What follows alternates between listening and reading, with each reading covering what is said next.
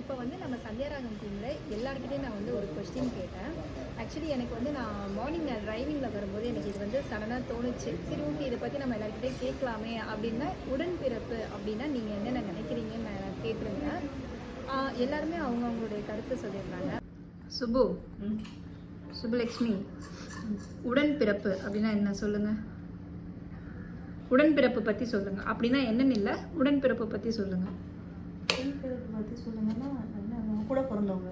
அதுதான், அதை பற்றி சொல்லுங்கள். அந்த உடன்பிறப்பு உறவை பற்றி சொல்லுங்கள். அதென்ன நம்ம அக்கா அண்ணனா இருந்தால் அப்பா ஸ்தானம், அக்காவாக இருந்தால் அம்மா மாதிரி, தங்கச்சி இருந்தால் ஃப்ரெண்டு, எல்லாமே அவள் தான். நமக்கு அம்மா யார்கிட்டயுமே ஷேர் பண்ண முடியாததெல்லாம் எனக்கு தெரிஞ்சு சிஸ்டர்ஸ்கிட்ட ஷேர் பண்ணலாம். நமக்கு எல்லாமே நல்லது கெட்டது எல்லாத்தையும் அவங்கள்ட்ட சொல்ல முடியும். ஏன்னா அக்காவாக இருந்தால் நம்ம சின்ன வயசுலேருந்தே நம்மளை பார்த்து எல்லாமே செஞ்சுருப்பாங்க. தங்கச்சியாக இருந்தால் தங்கச்சிக்கு நம்ம ஒரு அம்மா மாறிடுவோம். தங்கச்சி வளர்த்து இது பண்ணுறது எல்லாமே. அக்கா தங்கச்சி ரிலேஷன்ஷிப்பாக இருந்தாலும் சரி, அண்ணன் தங்கச்சி ரிலேஷன்ஷிப்பாக இருந்தாலும் சரி, தம்பி அக்காவாக இருந்தாலும் சரி, எல்லாமே அப்பா அம்மா அந்த கனெக்ஷன் தான் இருக்கும். நீங்கள் சொல்லுங்கள் இவா மேம். உடன்பிறப்புனாலே ஜாலி தான், ஃபன் தான். எல்டராக இருந்தால் எனக்கு அண்ணா இல்லையேன்னு ஃபீல் பண்ணியிருக்கேன். பட் அண்ணா இல்லாத குறையே என் தம்பி வந்து தீர்த்துருவான். ஏன்னா அவன் ரொம்ப ஸ்ட்ரிக்ட்டு நிறைய விஷயங்கள்ல.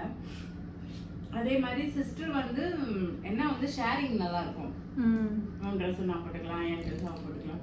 பட் அஃப்கோர்ஸ் ஏஜ் டிஃப்ரென்ஸ் பெருசாக இல்லைன்னா அந்த மாதிரி யூஸ்ஃபுல்லாக இருக்கும். ஏஜ் டிஃப்ரென்ஸ் இருந்தால் இது சொன்ன மாதிரி தான், ரொம்ப கண்டிப்பாக இனி இதை செய்யக்கூடாது அதை செய்யக்கூடாது அப்படின்லாம் இருக்கும். அவங்க மட்டும் பிடிக்கும், ஷேரிங் இருக்கும், நல்லா இருக்கும், ஜாலியாக இருக்கும். 3 பேரும் சேர்ந்து விளையாட்டா பண்ணுறது எல்லாமே நல்லா இருக்கும். ரெனிகா, உடன்பிறப்பு பற்றி சொல்லு. உடன்பிறப்பா? உடன்பிறப்புனா என் தங்கச்சி பற்றியா இல்லை பொதுவாக உடன்பிறப்பு உன் தங்கச்சி பற்றியும் சொல்லலாம். இந்த உடன்பிறப்பு அது என்னன்றதை நீ எனக்கு சொல்லு. இப்படி கேட்டால் பொசுக்குன்னு என்னன்னு சொல்லுவேன். என்னை பொறுத்த வரைக்கும் அவங்களுக்கு ஒரு கஷ்டம் நமக்கு ஒரு கஷ்டம் அப்படின்னா வந்து 2 பேரும் மாறி மாறி தோள் கொடுத்து நான் இருக்கேன் உனக்கு அப்படின்ற ஒரு சப்போர்ட்டிவ் சிஸ்டம் தான் உடன்பிறப்பு. மற்றபடி எனக்கு வேற எந்த பாண்டு கூடயும் அந்த கனெக்ட் ஆகாது. ஒரு கூட பிறந்தவங்க அப்படின்னா நமக்கு அந்த ஒரு பாண்டு ஆட்டோமேட்டிக்காக ஒரு ஃபீல் ஆகும். உடன்பிறப்பை பற்றி சொல்லுங்கள் ராஜ்கமல் சார். உடன்பிறப்பு வந்து 1997ல பி வாசு சார் டைரக்ட் பண்ணி சத்யராஜ் நல்லா இருக்கு. நீங்க பாத்துட்டு அந்த படம் தமிழ் நன்றி சொல்லவே உனக்கு ஏன் காரணம் இல்லப்பா, இப்போ டிவியில பார்த்தப்பா அதான் எனக்கு தெரிஞ்ச உடன்பிறப்பு. மற்றபடி உடன்பிறப்பு அப்படிங்கிறது பார்த்தீங்கன்னா ரொம்ப ஒரு அரிய விஷயம், ரொம்ப பொக்கிஷமான விஷயம். ஏன்னா இவங்க எல்லாத்தையும் கேட்கறத விட என்கிட்ட தான் கேட்கணும். வாழ்க்கை பூரா தனியாக பிறந்துட்டேனே எங்கள் அம்மா கிட்ட இன்னைக்கு வரைக்கும் நான் சண்டை போட்டுட்டு இருக்கேன். ஒரு ஷேர் பண்ணிக்கிறதுக்கு அண்ணனோ தம்பியோ தங்கச்சியோ யாரும் இல்லை.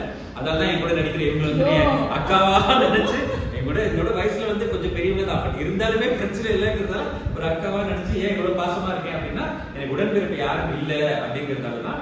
ஸோ அது ரொம்ப அரிய விஷயம். சப்போஸ் உங்களுக்கு இருந்தால் அதை ரொம்ப சேஃபாக வச்சுக்கோங்க, சண்டை போடாதீங்க, குவாரல் பண்ணாதீங்க. ஏன்னா அவங்க இல்லைன்னா தான் அவங்களோட அருமை உங்களுக்கு தெரியும். பட் என்னுடைய கருத்தை நான் வந்து ஷேர் பண்ணணும். உடன்பிறப்பு அப்படின்னா நம்ம வந்து பிறந்ததுலேருந்தே நம்ம கூடவே பிறந்த ஒரு பிறப்பு தான் வந்து நம்மளுடைய உடன்பிறப்பு. நம்ம சின்ன வயசுலேருந்தே நம்ம கூடவே எல்லா இன்பங்கள்லையும் எல்லா துக்கங்கள்லையும் நம்ம கூடவே அது எல்லாத்தையுமே பகிர்ந்துக்கிட்டே வந்திருக்கோம். அந்த ஒரு உடன்பிறப்பு நம்ம கூடவே, அது அக்காவாக இருக்கலாம், அண்ணனாக இருக்கலாம், தங்கையாக இருக்கலாம், தம்பியாக இருக்கலாம். ஸோ அவங்க வந்து நம்ம கூடவே ட்ராவல் பண்ணுவாங்க. ஒரு சண்டையாகட்டும், ஒரு சந்தோஷமாகட்டும், இல்லை ஒரு பொறாமை ஆகட்டும், போட்டி ஆகட்டும், இது எல்லா விஷயத்துலையுமே நம்ம கூடவே வந்து எல்லாத்தையுமே பகிர்ந்துக்கிட்டு நம்ம கூட ட்ராவல் ஆகிருப்பாங்க.